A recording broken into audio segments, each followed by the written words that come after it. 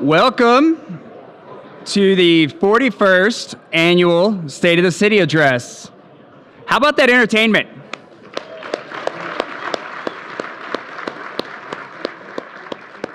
Our new mayor, Trey Payne, said he's got the encore after this, so get ready. My name is Albert Gillespie. I am the current president of the Lubbock Apartment Association. The Lubbock Apartment Association represents and supports owners, managers, suppliers in the rental housing industry. We have 525 members who manage over 33,000 apartments, single-family homes, townhomes, and duplexes in Lubbock and the surrounding 13 counties. We started the State of the City Address as a small membership luncheon, and over the years it has grown into a citywide event that benefits a charity of the Mayor's Choice.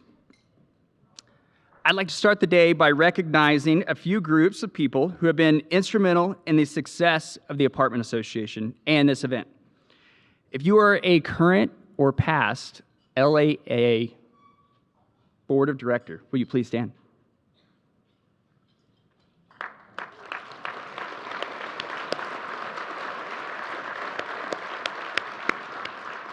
I would also like to recognize our elected officials, their representatives, and special guests in the room, so thank you for attending today. If you would please stand as well.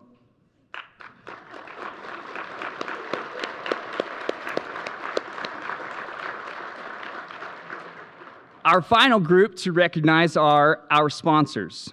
You've seen their names as they've been scrolling on the screens, but there's a special group I'd like to give a special thank you to, and that is the Lubbock Association of Realtors, Atmos, Star Care Specialty Health System, the Lubbock Firefighter Association, Reliant, Cantex Roofing Construction and Glass, and Title I.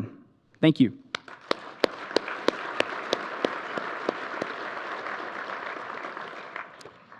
As I mentioned earlier, the State of the City Address benefits a charity of the Mayor's Choice. For years, this event has been able to make donations in the mayor's name to organizations like South Plains Wildlife Rehabilitation Center, Family Promise, Scottish Rite Learning Center, the South Plains Honor Flight, the benevolent funds of the Lubbock Fire and Police Departments, and Literacy Lubbock. In the 40 years of this event, these donations, thanks to you and the LAA Board of Directors, have totaled well over $395,000.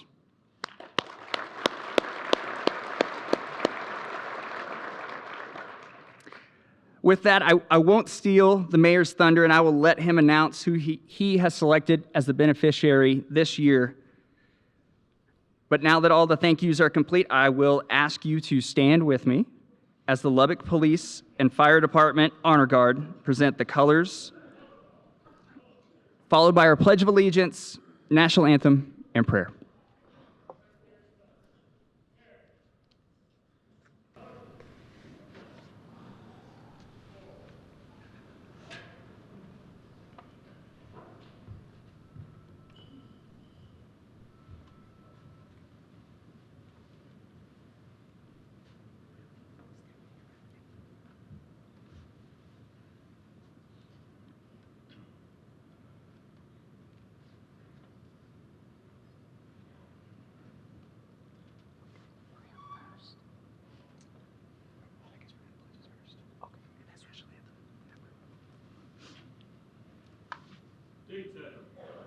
Halt. Flag. Place. Would you please join me as we say the pledge to the American flag? I pledge. Go. Now, pledge allegiance to the flag of the United States of America and to the republic for which it stands, one nation, under God, indivisible, with liberty and justice for all. And now the Texas flag. The Texas flag. I pledge allegiance to the Texas, one state, under God, and indivisible. Thank you.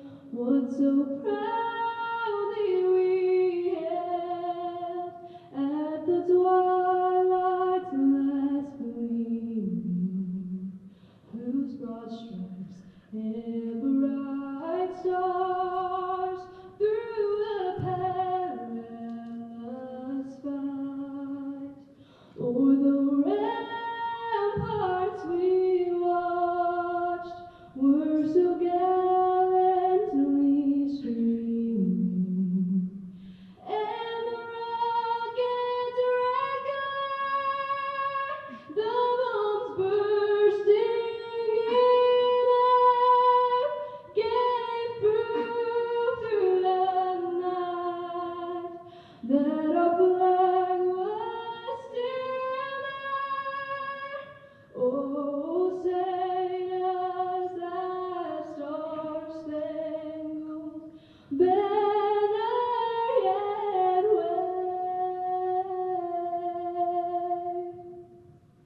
o'er the land of the free and the home of the brave?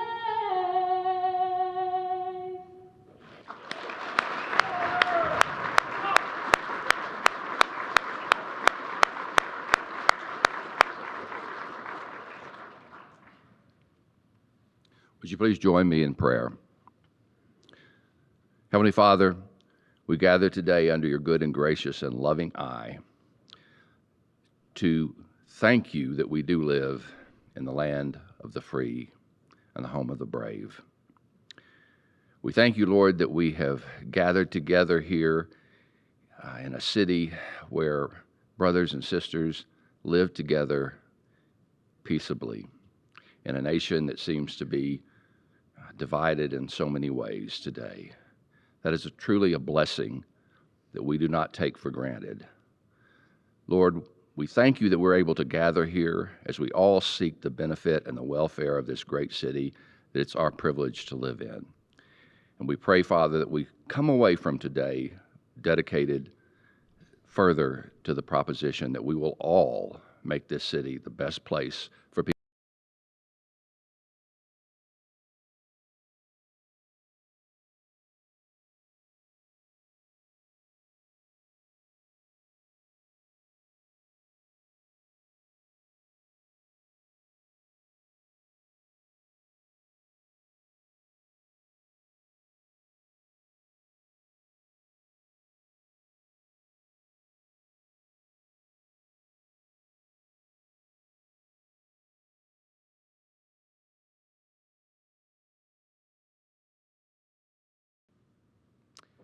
Everyone, you can be seated.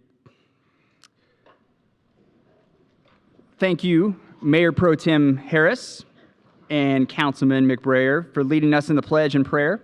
And thank you again to the amazing talent from the Caldwell Entertainment for the music today.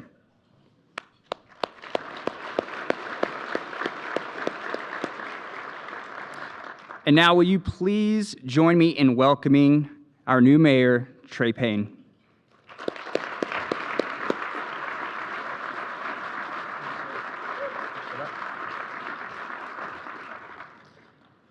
Good afternoon. Thank you. I know I can get one from Sheila. And Steve is always there with that deep voice. You can hear it through the room. My name is Trey Payne, and I am pleased to be here and welcome you again to the 41st annual LAA State of the City event.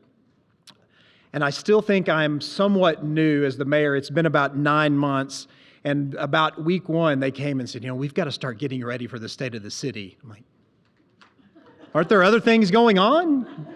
But this is a big deal. This is a time for us to come together. We're going to benefit a great organization, and I really want to thank you all for being here.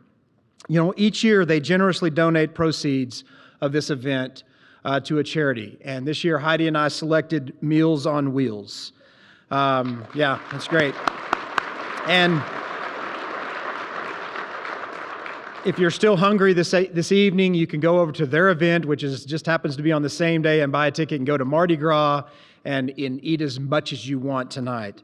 So again, I just want to thank our Executive Director of Meals on Wheels, Lisa Gilliland is here.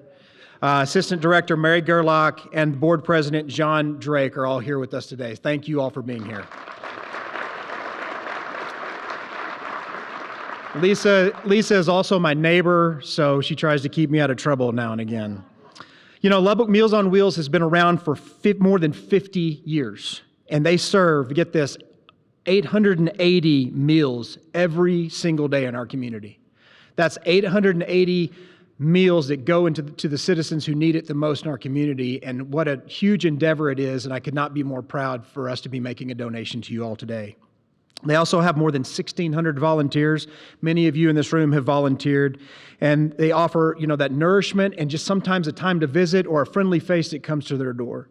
So thank you to everyone at Meals on Wheels and all of the volunteers for making a positive impact on our community. I know a lot of the guests have been recognized today, so I'll kind of go through this, but I want to make a special recognition and recognize people that are with me today. First of all, my wife, Heidi. If anyone knows me, they know that it's a full-time job putting up with me. So thank you for being here. And also, just to take a moment of reflection, and this is kind of off script, you know, we had a council member's mother pass away this weekend. And we also had a council member's father pass away at the end of 2022. We also had a council member's mother-in-law pass away towards the end of 2022. So it's with great honor that my mom and dad are here with me today. Don and Carol Payne, thank you all for being here today. We have Bobby Hansen with Senator Perry's office, or Senator Cruz's office. Is Bobby here? Bobby? Hey, Bobby's in the back, thank you. We put Senator Cruz all the way there in the back. And we have Donna Corbin with us, and Mackenzie Hammonds from Congressman Arrington's office. Donna is here with Carl Tepper's office. We have, and they're all obviously down there doing some very important things in Austin. Robin Tepper from Senator Charles Perry's office. We have my friend Judge Curtis Parrish is here with us today. Thank you, Curtis, for being here. He and I drove home from Austin last week from Lubbock Day, had a great visit. We have several others. President of LCU, Dr. Scott McDowell. Thank you, Scott, for being here. And his lovely wife, Kay, is the president of the chamber. We also have Dr. Robin Satterwhite. Robin, where are you? Robin is the president of South Plains College.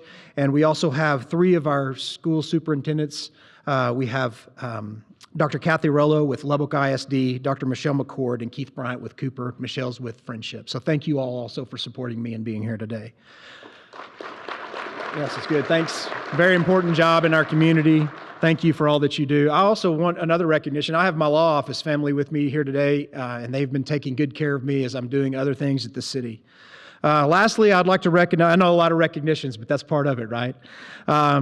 Please also recognize the city staff and the city council. Our city council is here. We've got a big meeting this afternoon, if you haven't heard. Many of you have, and then also many members that work at the city. If you work with the city and our city council, if you'd please all stand and let us recognize those employees of the city and our city council. One more, thank you. Thank you all.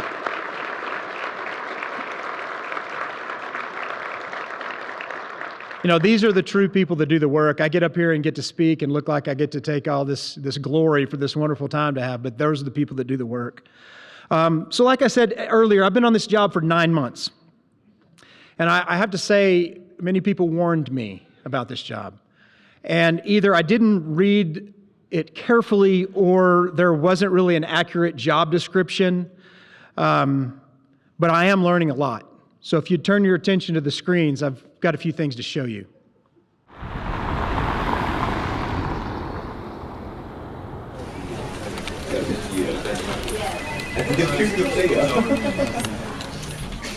Oh, hey, I didn't see you there. Sorry, I'm just sitting here reading Lubbock's 2022-23 Volume 1 budget.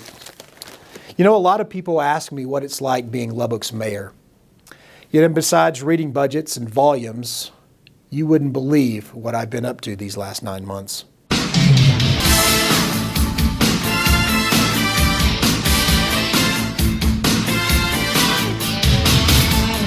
Taking a chance, risking it all for the thrill of the mall.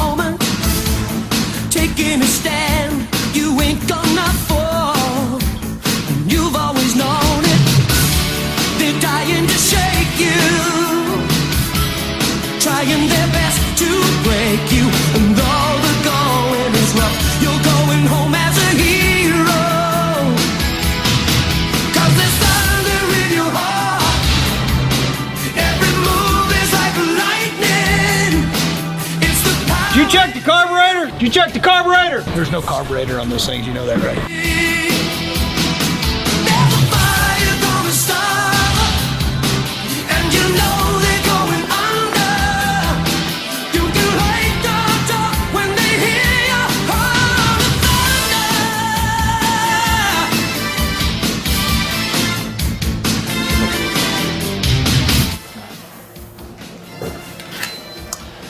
What a day.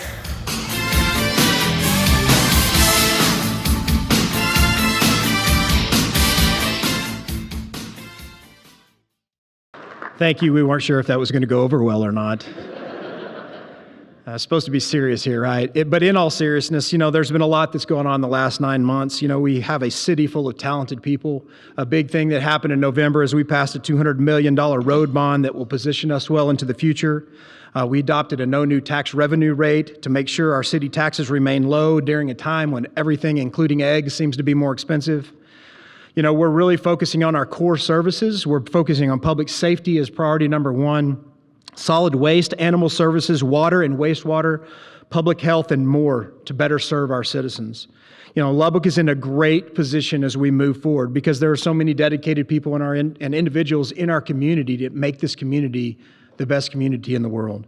We have more than 2,200 workers. This year we passed the first $1 billion budget. Yeah, that's with a B.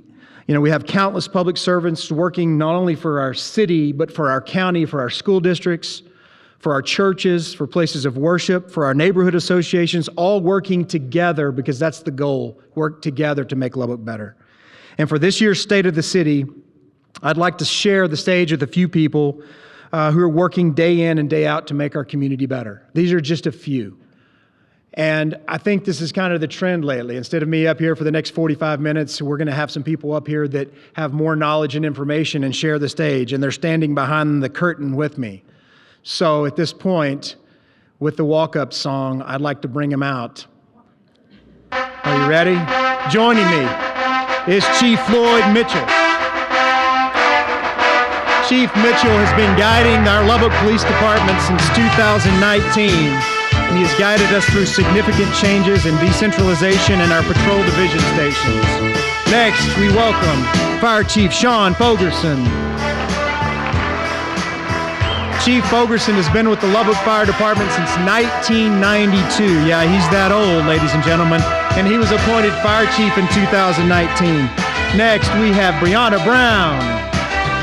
Brianna is our Business Development Director. She's been with us since 2019 and has to work with many difficult people in this city. Next, we have Lubbock City Engineer Mike Keenum. Mike has been with the city since 2006, and yes, he is an Aggie. And lastly, we have our City Manager and CEO, Jared Atkinson. Mr. Atkinson has been leading our city since 2016. These people here work to make our city safe and create jobs and foster this pro-business and pro-family city that we strive for. So I think it will be great for us to hear directly from them instead of just somebody that's standing up here at the microphone. But first, there's a resolution, and I can't stop the wind and make a proclamation against dirt, but I would like to declare with absolute certainty that Lubbock is strong, Lubbock is resilient, we always have been, and we are on the right track to an even brighter future.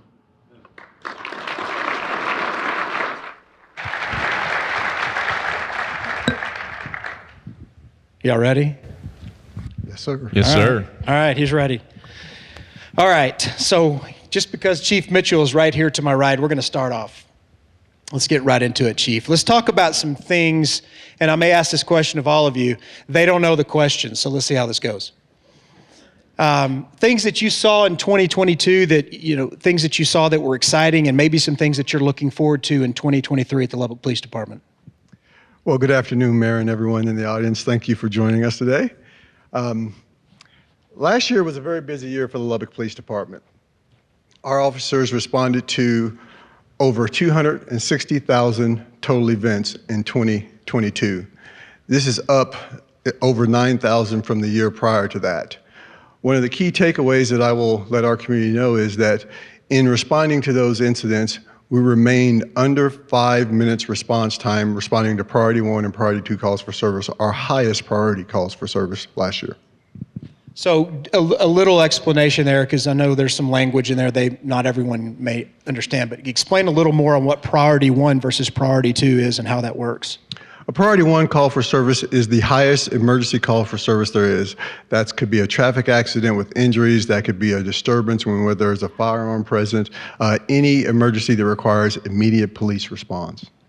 All right, so we're not talking about a fender bender here, and some people may have long wait times on those, but you're talking priority 1, we're under 5 minutes. How, and we'll talk a lot about growth here with everyone else, but how have we managed to keep that up, and what do you think are the keys to trying to keep that response time down?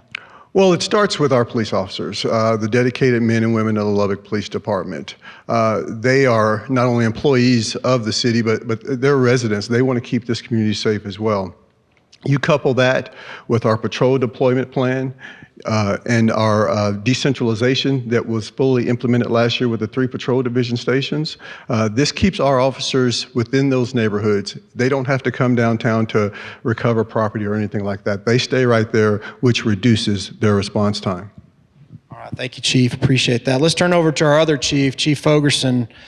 Same question, a little about what you were maybe highlights in 2023, or excuse me, 2022, and some things that you're looking forward to in 2023 as we move into this year. Sure. Thank you, Mayor, and thank you for having me here today. Appreciate the opportunity. I'll start with some numbers that I think tell part of the story for Lubbock Fire Rescue in 2022. We made around 29,300 calls for emergency service. Now, 70% of those are going to be medical response based. Around 30% are going to be a fire or other type of hazard in the community. In those numbers are around 450 structure fires in a home or business. We're about on the same pace this year. It's about 80 calls a day. Our en route to arrival time during all that for an average is around 3.5 minutes, which I think is a very good indication that the city's done a good job planning emergency coverage for a growing city as the city expands, because as you know, response time is integral to our Class 1 ISO rating. And one of the things that's going to help us maintain that Class 1 ISO rating that we're very excited about is new fire station number 20, which will begin construction this year. Oh, that's good. You know, I want to interject, and I'm sorry, but is there a little competition when you say 3.5 minutes and Chief says 5? I mean, I don't know. I don't use those numbers as long as he doesn't use the 10-to-1 emergency okay, all right, response I'm number. making sure. I'm like, well, 3.5 minutes. I mean, you know, that's 3.5, and you're 5. All right. Yeah, well, that's right. 260,000. Yeah, that's Right. okay. And also, I have another question for you. Do we really have a lot of dumpster fires? We do. All right. We have an amazing amount. Fireplace ashes and barbecue coals. Don't throw them in the dumpster. What about space heaters? Space heaters right. are always a problem. Okay, I'm just going to throw that out there to my office over here. Be happy to come by and do We an may need inspection. some training for these space heaters. Everybody at this table over here, space heaters. All right, sorry about that, Chief. Sorry, That's but you okay, mentioned Mayor. you mentioned the new you mentioned the new. We never know how this is going to go. You mentioned a new fire station. Yes, sir. Tell the folks where this is going to be and why you think this is important and what this trend shows as we move forward. Sure. It's fire station number 20. It will be at 142nd in Indiana, right next to Chief Mitchell's South Patrol Division Station. We're going to actually share a fence, so I hope he's a good neighbor. But As long as you're at 3.5 minutes. right. And we picked that spot because of the explosive growth. You know, we have Loop 88 coming in, all the development and growth in that area, just to help us get there faster. When do we start construction, and when will we look to start hiring more folks for those positions? We will begin construction this summer. It'll take around 365 days. We will do the hiring for that station in January of 24, and they'll report to duty when the station opens. All right, I'm going to jump over to you just real quick, Mr. Atkinson, kind of get out of order. But one thing that Chief Fogerson mentioned was ISO. Explain, if people don't understand or know what that is, what is ISO and why is it important to the people and the taxpayers? Glad to do that. ISO, of course, we're with the government, so that is an acronym. Insurance Services organization. It's a third-party group, and they travel all around the United States, and they evaluate the service that you get, in our case, from Lubbock Fire Rescue or a fire department in another city. Let me kind of put it into perspective, what it means to be an ISO 1. In the entire United States, there are approximately 50,000 fire departments. Of those, 411 have been ranked an ISO 1. 74 in the state of Texas, 411 in the entire country. What that means is every one of us in the room here today, we are protected by a fire department that is in the top 1% of the nation. Yes, it's our fire stations, it's Station 20, it's 3.5 minutes, but they get into greater depth than that. It's our roadway network. It's, are we keeping up with roads? Are we fixing roads? It's your water system. Are we putting water where it needs to be? Is it available as it goes? It's a very extensive evaluation. At the end of the day, it means two things for us. Number one, we're getting the best protection that we can possibly get. Number two, it saves on your insurance as well. That is a component of how your property insurance is priced. That's good. Thank you very much. And anytime someone can have some savings, they're going to like to hear that language. Let's see, who we're going to choose next. Brianna. Economic development. A lot of people in this room are very interested in that. What are some things that are highlights that are going on or things that you're looking forward to as we move into 23 economic development wise? Thank you, Mayor, and thank you for having me today. Yes? Can everybody hear? Now, thank you for having me today. There you go. It's a really exciting time to talk about economic development in the city of Lubbock, and it's an honor to be here and represent the Business Development Department at the city, but also our friends in the back of the room at Lubbock Economic Development Alliance and Market Lubbock. They do a lot of this work, and I just get to sit up here and take the credit for it today, so appreciate you having me. I think I can speak for them when I say we are the most active as far as interest from companies outside of the state of Texas and outside of the city of Lubbock as we have been in many years. Our prospect list is very large. It's a little bit overwhelming to see the interest in the city of Lubbock. Unless you were living under a rock last year, everybody in this room probably is aware of our Leprino Foods announcement that was made in early 2022. Leprino is a dairy manufacturing company out of Denver, Colorado. They will be producing primarily mozzarella cheese here, of which I'm one of Lubbock's largest consumers. They supply all of our pizza entities here in Lubbock, so we're very excited to have them. The Leprino Foods announcement is the largest announcement we've ever had in the city of Lubbock. They plan to invest over $870 million. They will create over 600 jobs. And this is the kind of announcement you don't get to make very often in the world of an economic developer. So this is really exciting for us, for our city, for our children and their children. So it's a really exciting announcement. If you haven't had a chance, Leprino is under construction right now. Their facility will be located on East 19th Street outside the Loop. There's cranes in the air and concrete walls going up. So if you haven't had a chance to go see it, it's worth driving out there. Now, I've heard rumor that there's somewhere around 1 million pounds of cheese That is the rumor. per day. Yes, sir. Per day. That's so we'll have plenty to consume. That's for sure. That's right. But what do you think? You know, we're part of this reason we're seeing all these businesses calling and the interest that we're getting and that John's company's getting. I mean, the group is getting weekly. What do you think that is? What are some of the reasons for that? So the state of Texas continues to lead the rest of the country in economic development announcements. A lot of that gets credited to being a low-tax state. Lubbock specifically has a lower cost of living than what we see in a lot of the other cities across the state, and so that continues to be a positive. We're growing at a sustainable rate, which we can't say about some of our sister communities across the state, but we continue to have lower unemployment rates than the rest of the state. So we have a very healthy and sustainable economy in Lubbock, which is attractive to a lot of businesses. And a lot of people are moving here. Would you agree? Yes, I mean, I sir. think we're all seeing that. I mean, is there anything we can do to stop people from California from moving in, or is that? You write the policy. Okay, sorry. Sir. We can't stop the wind either. Well, thank you, Brianna. And we'll come back to you on a Let me turn it over to Mike real quick. I mean, you've had a busy year too. We're talking about growth in business. We're also seeing growth. The engineering department is barely keeping up sometimes with the growth. Tell us a little bit about some of the past highlights of the last year and what you're looking at going into 23. Sure, Mayor. Thank you. It's a privilege to be here as well, like the others have said. And, we are a growing city, and so we've been plenty busy, and that's a great problem to have for us. And I'm blessed to work with a fantastic team with the engineering and stormwater compliance and all those groups, the inspectors. We've got a fantastic team that I just have the privilege of being part of. Some of the highlights from this past year, we did another storm drain art project, and so that's where we had local artists actually paint on some of our storm sewer inlets. And just to raise awareness of pollutants that get into our stormwater system, it's not treated. Some other things are some construction projects for roadway. For instance, we've seen 114th Street, 2 segments of that under construction, 1 segment from Slide to Quaker and another from Quaker to Indiana. Those are 2 separate projects that are going on simultaneously. And so those are exciting to see those.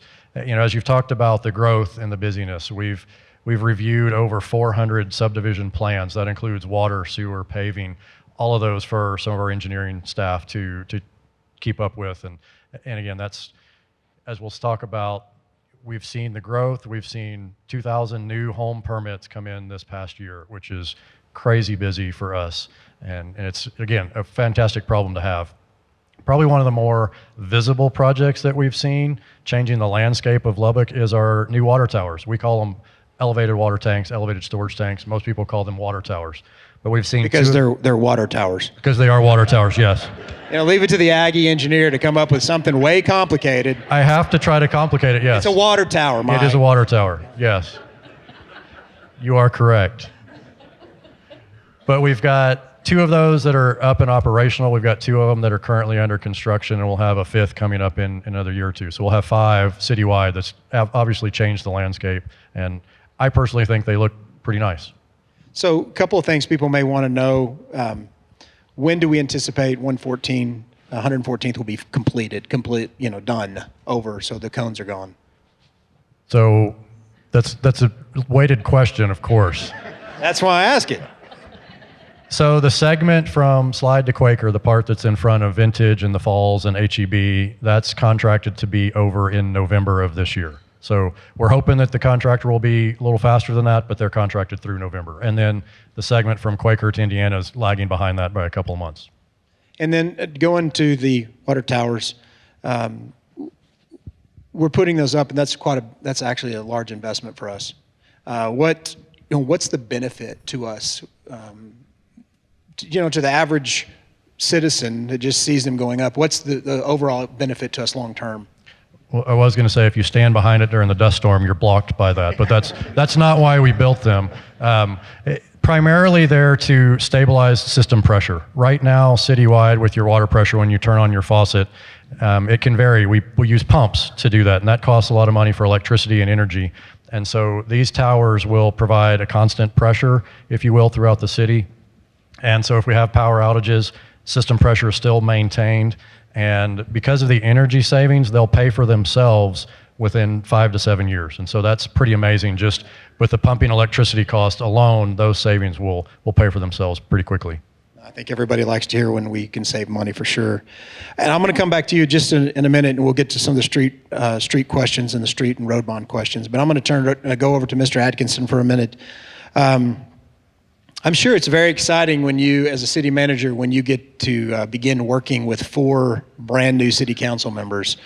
So thank you for your patience in that. I know that, it's not just working with 4 new people like in a normal setting. I mean, you're talking about 4 new personalities, 4 people come in. And so the city staff, our city secretariat, city attorney, and city manager's office have done a great job in handling and training and helping us. And our 3 senior members have done a great job welcoming us in and helping us along the way too. So I'm really thankful to all of them and to all the staff. But tell me a little bit what were highlights of 2022 besides getting to work with us, and what do you think you're looking forward to in 2023? Well, I think the only fair answer to that, Mayor, is I'm looking forward to working with all 7 of you. So we'll continue to do that. It's a great year. Election years are always fun and exciting, and really can't thank our 3 returning. I've been told not to call them senior, but returning members. Sorry. Thank the 3 returning members, our 4 new ones.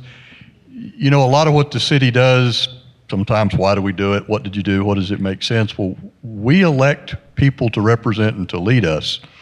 We bring them in May, and less than 60 days later, I'm going to hand them a stack full of binders that represent $1 billion worth of public expenditures. And they are going to spend literally dozens and dozens and dozens of hours as they work through that. We flip the pages in public, we answer questions in private. Great process, but it's hard to spend $1 billion, Mayor, isn't it? It is. It, That's a lot of money. It's a lot of money, and it represents our community's money, and how do we do best? Really, the highlights of that budget process this year. First, the City Council did adopt what is called the no new revenue tax rate, and that's a tax rate that in effect is the same tax dollar you had the year before. Not done commonly. In fact, I think the last time in Lubbock may have been in the early 2000s when we had the sales tax swap election, and it lowered our tax rate. So that came through, able to still provide all the services that we need. And as we went through the process, it highlights another really, really good factor going on in Lubbock, and that's the growth of our sales tax. So Lubbock's sales tax revenue, and anybody that's had to suffer through me doing a civic speech has heard this, that's the barometer of our economy. Sales tax moves fast. It moves up, it moves down, but I get to see it 6 weeks after it happens. We see property tax once a year. 37% increase in sales tax in Lubbock, Texas in 5 years. That reflects, yeah, please.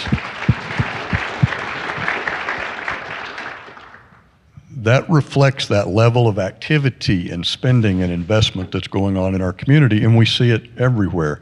It allows us to do things like the no new revenue tax rate. Mayor, as we went through the budget this year, we continued to work on the American Rescue Plan Act, or ARPA funds. So we're making big investments in the community. We've put $10 million of those dollars into public safety. We've got $7 million of those dollars going into quality of life projects. That's helping us fund work on a diversion center on our public health facility, which is now a joint facility with Lubbock County, kind of a back to the past deal to be able to do that. So it's been good. We're fighting off inflation. We're fighting off supply chain in some of the oddest places, it seems, but can't have big diameter PVC pipe this week, and next week I can't have small diameter pipe. So I'm not real sure what they're doing, but we're in a great place. Things that I see going forward, obviously the switch from Lubbock Power and Light, taking all of us that are customers today into retail competition. And I think water. And when we talk about water, Lubbock, we talked about it in the ISO discussion. Lubbock's 100-year water plan, if I was to pretend it was dollars, it's fully funded. And the next step of that will be Lake 7. And I want to get to that. I want to back up just a couple of sentences there. You mentioned, the transition, and we've had a lot of talk in our community about LP&L and moving forward. When I was younger, you really had 2 choices. If you lived outside the county, you had South Plains Electric. You might get South Plains Electric Co-op, but it was 2 choices. Then it was 1. What does this look forward to? What does this look like going forward, and what are we going to do to help facilitate that communication once we move completely into the ERCOT system at the end of May? Yeah, great question, and one that I think all of us are asked constantly. What does it look like? If you are a Lubbock Power and Light customer on the day of the switch, you will have the ability, using either brokerages or using a customer-based website, to literally go and select the power provider of your choice. Lubbock Power and Light will still deliver the power. They become the delivery truck. But you're getting to choose that. If you want to do it on an individual home-by-home basis, I may be a commercial property owner that has 10, 50, 100 properties, you get a chance to go out and to get the deal that works the best for you, your time of use, your amount of use, all of that. What do we do about it? This is a big change. A lot of us remember that we had a pole on both sides of the alley. One was Southwestern Public Service, one was Lubbock Power and Light. This is so much more than that. And I've been known to say, and I think LP&L's in the room far enough they can't throw things at me, if you can shop on Amazon, you can shop for your electricity. The websites that are set up to help you do that truly work in that fashion. So you've got opportunity. We've just got to educate. Things that'll happen. We're going to see Lubbock Power and Light coming up with what they're going to call a shopping guide. That'll be on the websites. It's downloadable. The next big step that we're going to see are customer open houses, at least 2 of them that will be held through the summer, and that will include representatives of the companies that want to sell power to you. So you'll have lots of opportunity. We'll continue to beat on social media, purchased media, TV, radio. We're going to put it all out there, but I would encourage you, start looking today. The information is there, and once you dig into it, you're really, I think, going to see the potential benefit for all of us. Yeah, and we saw Reliant come out early with commercials, with Texas Tech University, and I think that we'll see a lot more of those commercials and advertising. Maybe more opportunities for nonprofits to go after some of these companies for some sponsorships. I've heard that's happening already. Thank you, Jared. I appreciate that. I'm going to jump back to you, Chief Fogerson. With a lot of the wind and a lot of the wind and dirt, but really, I joke about that. But one of the important things we've focused on the last few years is just our emergency management. Talk a little bit about and help explain a bit about our Emergency Operations Center, kind of what it takes to get that started, what cues you all to go ahead and open that up, and who's involved with that when we do actually have an emergency. Absolutely, Mayor. Be happy to. Our Emergency Operations Center is activated anytime there's a large-scale emergency in the city of Lubbock, or it could be for severe weather or a large planned event. And it's a place where we draw in all the department heads from all the city departments to discuss and to plan and respond to whatever the situation is. It really helps us increase efficiencies. It cuts down time between the plan and action. And we bring in our community partners as well. And it's really an efficient response for the city, ensuring that we're utilizing every single resource that the city has to deal with whatever that situation is. And also, talk a bit about the new tornado warning and siren system. I get a lot of emails about that. I get a lot of emails about a lot of things. Yes, sir. People talk about, well, I can't hear it, or I can't hear it while I'm watching Maury Povich in the afternoon, or I don't know that it's going on. I mean, help us understand, since we've got a large audience, what the real intent of that warning system is and how it's supposed to work. Sure. Well, our outdoor warning system is a web of 45 sirens geographically spaced outdoors in the city of Lubbock to maximize our coverage. They're intended to warn someone who is out of doors when they're away from some other means of notification, such as their weather radio or their television. And they are going to be activated anytime that there's a tornado warning issued in the city of Lubbock by the National Weather Service. Thanks for that. I know that's an important part when we have not only just tornadoes as we come into severe weather season, but other things. And when we have ice storms like we had with 2 Februarys ago, Right. that's real important to our city. And it's good for everybody to know we have a very, very strong emergency operations center, and we've got good folks working there. Thank you. Chief Mitchell, let me turn back to you. We've heard a lot of talk about growth. About our $200 million street and road bond and the expansion of our city. What effect does that growth have on the police department? The negatives and then the future positives. Well, major growth will always have an impact on public safety and the Lubbock Police Department. However, we've strategically positioned ourselves for the future. With the construction and opening of the 3 patrol division stations last year, again, they became fully functional in 2022. This year, we'll be opening up a new police headquarters just adjacent to Citizens Tower. We're also going to be breaking ground on a new property and evidence and forensic investigations lab. That will be the 5th and last facility in our over $50 million capital improvement project. We also plan to start 3 academy classes this year. That's in an effort to fill our vacancies and become fully staffed throughout the city to provide for that safety and that growth. It's our intent to remain the employer of choice for law enforcement professionals in West Texas with the help of city management, city leadership, and council in pay and benefits. I think that's important. When it comes to crime, when it comes to crime trends, In 2020 and 2021, we saw almost 20% decrease in property crimes. In 2022, however, we have seen an increase in our property crimes, and it's going to take each and every one of us to remain vigilant and help each other to secure our businesses, our homes, and our vehicles. I think it's very important, though, for us to understand that we're going to have to continue to ask, and in some cases demand, that our courts hold our repeat offenders accountable. I've been reminded several times that I'm in West Texas, because I'm a Missourian here. But in West Texas, our community should not be continually victimized by repeat offenders. The people that are professional criminals, we need to put those folks in jail. That's good. And so that's a big question. That's a lot of the things that I get asked is about our public safety. And you mentioned 3 classes. What have you traditionally had as far as classes for a year? As we move to 3, what's the intent here? Besides pay and increasing pay and benefits, what other things can we do retention-wise?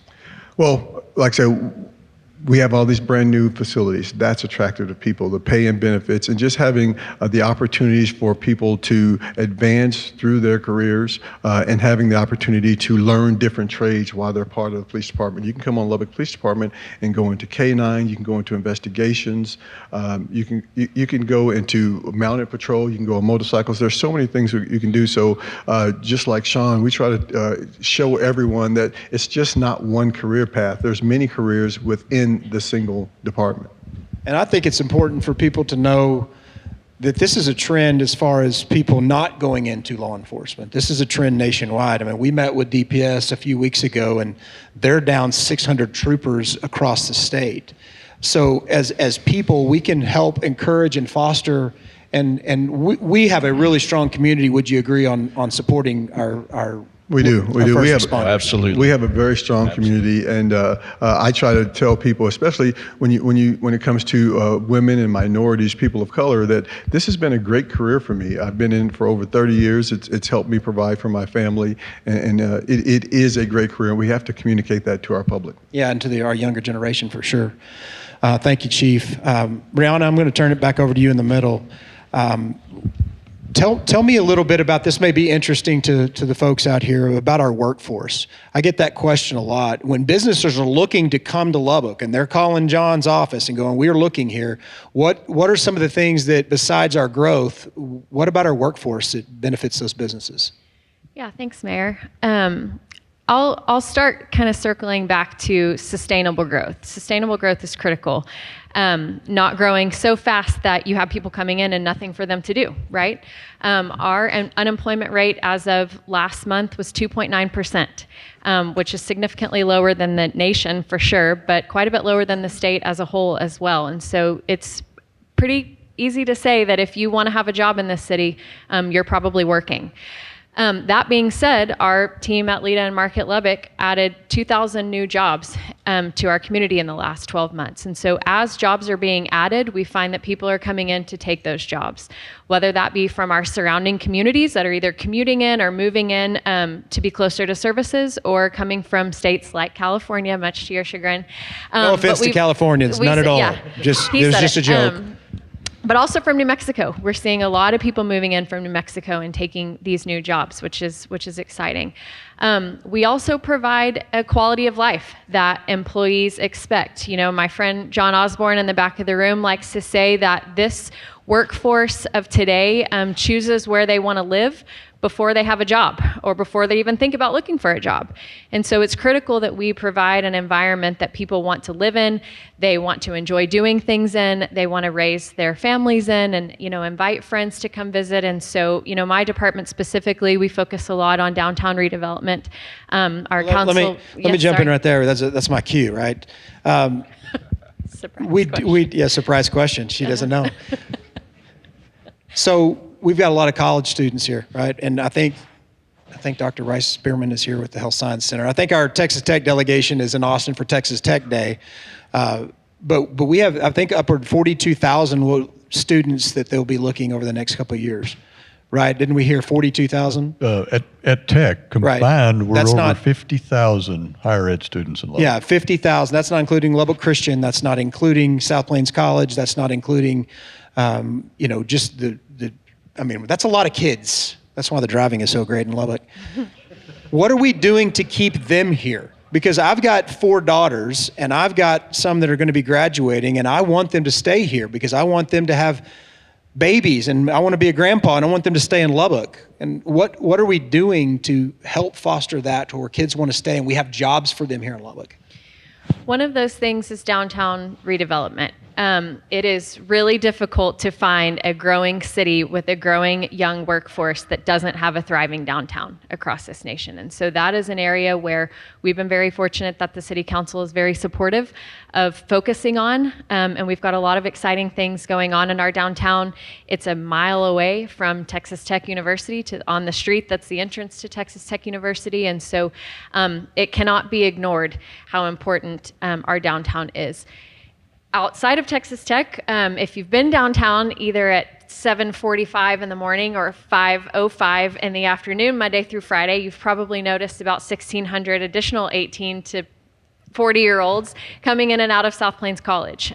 South Plains opened their downtown campus at the beginning of fall of 2022, and it just changes the energy of downtown. It's really exciting to come in on 13th Street and see all of those students that wouldn't otherwise maybe have had a reason to come downtown. And we expect that housing, retail and restaurant activity and all of that will continue to grow as those students spend more time in downtown, need a place to live so they can walk to school, want to find a grocery store to go shop at, somewhere to go for lunch. And so we think that'll be a game changer for downtown.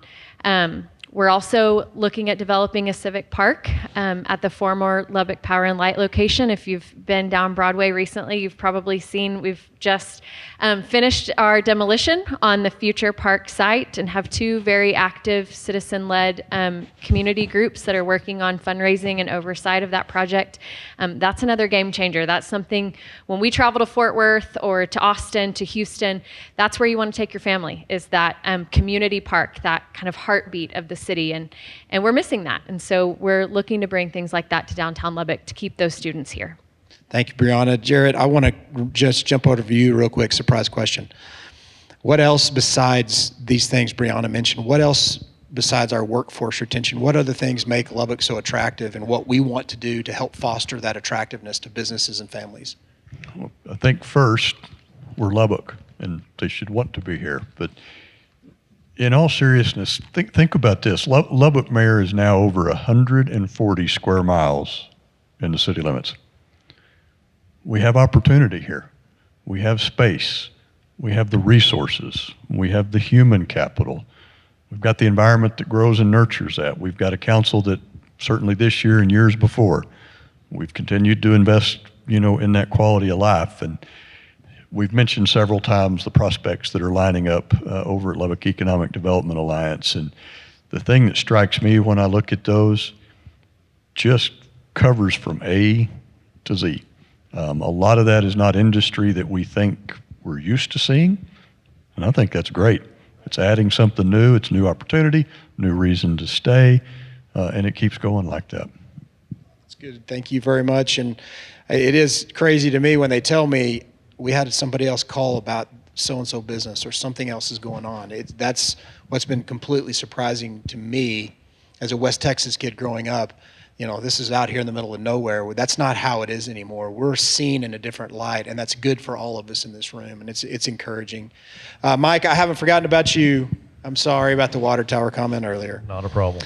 I'm excited about the road bond. I think that was a big deal for us as a council. A huge voter turnout that approved it, a resounding yes to that, and we've got to continue getting a cadence to make that happen more often and take those things to the voters so we don't get behind again. But tell us, when people vote for something like that, they want to see results, correct? Tell us what they're going to see and what the future looks like. Sure, and I mentioned the 114th Street project earlier. Those are not part of the bond project, and we'll also see Upland Avenue from 66th to 82nd get underway construction this year. That's also not part of the bond election. Those were funded separately. But for the bond projects, we have hit the ground running. We had some engineering firms teed up. We now have 6 engineering firms under contract for design for 8 projects. In our year 1 project, we set out before council an aggressive but realistic schedule. And so there's a lot of behind the scenes activity that's going on right now. We're working on design, we're working on right-of-way acquisition so we can actually build these roadways. So there's a lot of activity that's happening behind the scenes that, like you said, we'd love to start construction today. That's just not realistic. We've got to get the designs done. However, with our aggressive schedule, we've got 3 projects that we're planning to have under construction this year. And so that's the target and that's the goal, is 34th Street, 2 of those segments. The Public Works Department and Street Maintenance did the surface of those roadways with their street maintenance funds earlier this last year. And so this year we're doing some behind the curb improvements, sidewalks, driveways, lighting, those sorts of things. So that's going to be under construction this year. Also a big one is 98th Street from Upland to Alcove. That's currently a dirt road. We've got a major subdivision. We've got a school in the vicinity of that. That's going to be under construction this year as well. And so that will be a fantastic addition to get that going. And then another one is residential rebuild projects that we've got Dunbar, Manhattan Heights neighborhood targeted for that. And the Public Works group is going to be starting construction on those, doing some of the small work, the concrete work that's necessary to improve those roadways. And really going forward, we're going to see, once we get these designs that start coming to fruition and seeing the completed design package, we'll be able to get contractors on board to start building these. And we'll see about 2 to 4 construction projects rolling out every year for the next 5 years on this bond package to get these done in a sequential way. Time's up, apparently. That's what they said. I mean, that's it. No, thanks, Mike. And I know people are just really, really excited about seeing those, because when you start seeing construction, that means you're growing as a city. But I've got a couple more things I want to run by you all before we let you go back to work. But first, I didn't put them under oath because I wasn't going to cross-examine them, kind of. I think they were nervous. I had Judge Freitag here and Judge Parrish here in case we needed them.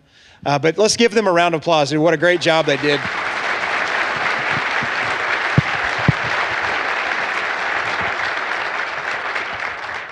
And before we leave, let's see, is this? Yeah.